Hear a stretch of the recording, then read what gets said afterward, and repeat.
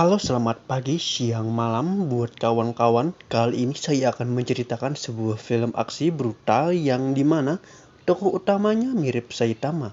Dan inilah film Hitman. Di scene awal, seorang inspektur sedang berbicara kepada jenderal yang dimana ternyata inspektur ini sedang memburu seorang hantu selama 3 tahun lamanya. Singkat cerita, malam pun tiba. Di sebuah bar, seorang laki-laki berambut blondos yang mirip dengan Saitama. Ini adalah tokoh utama di film yang bernama Agent 47. Dia sedang santainya meminum whisky dengan dicampur es batu. Sang wanita di sampingnya mendekat menghampirinya dan wanita itu berkenalan dan namanya itu adalah Jun. Tetapi wanita itu diacuhkannya lalu meninggalkan wanita itu sendirian. Laki-laki itu menuju ke kamarnya, menyiapkan senjata di tempat es, memasang bom di belakang pintu, lalu mengarah ke jendela, melihat sekitar dan mengencangkan tali, membuka laptop, dan laptop itu berbicara sendiri, memberitahukan tugas-tugasnya selesai dan uang sudah diterimanya. Laki-laki ini membuat persiapannya halus untuk misi selanjutnya. Keesokan harinya, Presiden Rusia turun dari mobil memberi salam. Tiba-tiba seseorang kena tembak dan presiden itu tertembak dan meninggoy. Dia ditembak dari jarak jauh di atas gedung. Scene menuju ke seorang wanita bernama Nika. Setelah melihat tato di pipi wanita itu, pria itu tercengang dan mematung dan mengurung niatnya untuk menembak wanita itu. Tiba-tiba dari atas menembak seorang yang tak dikenal. Orang-orang pun berhamburan. Orang tersebut sama seperti agen 47. Telepon masuk, memberitahu agen 47 bahwa tempatnya sudah diketahui oleh Interpol. Para pasukan mendobrak pintu, lalu meledak. Agen tersebut melompat keluar jendela dengan seutas tali. Pasukan itu menelusuri setiap tempat, setiap lantai. Agen tersebut mengambil pistol di lemari, menembaki pasukan sampai modar. Agen itu berjalan, dihentikan oleh inspektur. Tiba-tiba wanita pelayan hotel itu muncul dan membuat agen itu meloloskan diri dengan melompat ke jendela dan terjun ke air. Agen tersebut membawakan bunga ke sebuah kamar hotel untuk wanita. Setelah perempuan tersebut membuka pintu, tiba-tiba agen itu menodongkan pistol ke kepala wanita itu. Membawa wanita itu dimasukkan ke dalam bagasi mobil. Untuk mendapatkan informasi lebih lanjut, wanita itu diinterogasi. Ternyata Belikov tersebut mempunyai kembaran dan yang dia tembak itu cuma kembarannya saja. Di stasiun kereta api, agen menyuruh wanita itu menunggunya di gerbang terakhir. Agen menyamar jadi seorang polisi untuk mengelabui para inspektur. Agen berjalan di belakang agen lainnya mengikuti, tetapi agen itu mengetahuinya dan melompat ke terowongan. Agen lain mengejarnya. Terjadi baku tembak antar mereka, tetapi agen yang lebih muda lebih cepat gerakannya.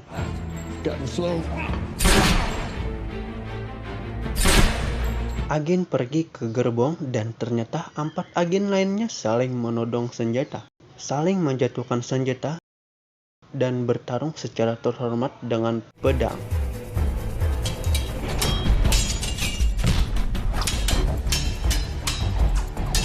Scene berpindah keesokan harinya di dalam mobil di mana Nika menceritakan dirinya dulu pernah kabur dari Belikov, tetapi dirinya tertangkap dan disiksa olehnya. Di saat itu Nika tidak berani lagi untuk kabur. Dalam mobil, inspektur dan rekannya menyadap pembicaraan agen Yuri di dalam mobil untuk mengetahui siapa dalang sebenarnya. Malam hari di sebuah tempat makan, Nika bertemu dengan seseorang, memberinya ponsel untuk disambungkan ke agen 47. Nika memberi amplop yang di dalamnya sebuah foto adik Belikov yang bernama Under Belikov. Mereka membuat kesepakatan untuk memberi sedikit bantuan kecil. Keesokan harinya di Istanbul bersama Nika pergi untuk memesan meja untuk makan malam dan menyiapkan persiapan untuk malam nanti. Malam hari di restoran ternama, mereka berdua makan malam sambil memperhatikan sekitar. Saat target ke dalam toilet, agen tersebut menyusul. tetapi dengan mudahnya mengelabui para penjaga. Setelahnya, agen tersebut menembak penjaga tersebut hingga modar.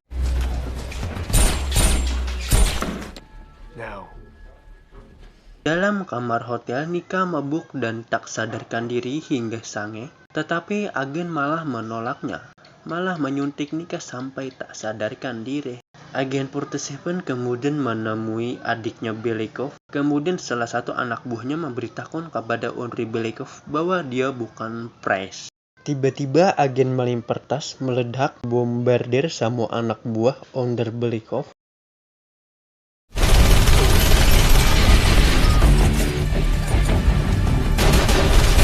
Hingga agen meminta satu permintaan, yaitu menembak dirinya sampai modar. Fuck do you want me to do? Just this. Di sisi lain, inspektur melihat kunci salib di tangannya yang menandakan sebuah tempat yang akan diselidiki selanjutnya. Di sebuah rumah saat lampu padam gelap gulita, saat itu agen Yuri diculik dan diikat di dalam sebuah bak mandi. Kemudian agen memberitahukannya 30 detik untuk memerintahkan temannya untuk menembak Belikov. Jika tidak, generator akan dinyalakan. Scene berpindah di sebuah gereja yang dimana Belikov akan datang menghadiri pemakaman adiknya. Saat berpidato, agen Yuri memberi arahan untuk menembak Belikov dan ternyata di depan Belikov itu dipasangi kaca anti peluru dan orang-orang pun berhamburan ketakutan. Para penjaga mencari penembaknya, tetapi mereka dibuat modar oleh agen 47. Membawa Belikov ke sebuah tempat yang kosong. Tiba-tiba agen lainnya menyerang agen 47 dengan keahliannya. Agen tersebut dapat mengalahkannya sampai modar. Belikov sendiri mengenali agen 47. Tampaknya Belikov ini adalah klien yang biasa menyuruh untuk membasmi orang-orang yang penting. Setelah tahu agen 47 itu menembaknya sampai modar, tiba-tiba helikopter mengarah kepadanya, menembak ke arahnya lalu pergi. Dengan santainya agen 47 duduk di atas kursi. Saat Interpol menangkapnya, santai-santai saja dibawa ke dalam mobil. Saat di tengah-tengah perjalanan, agen Smith dari CIA menghentikannya dan agen 47 dengan mudahnya dapat meloloskan diri. Dan film pun berakhir.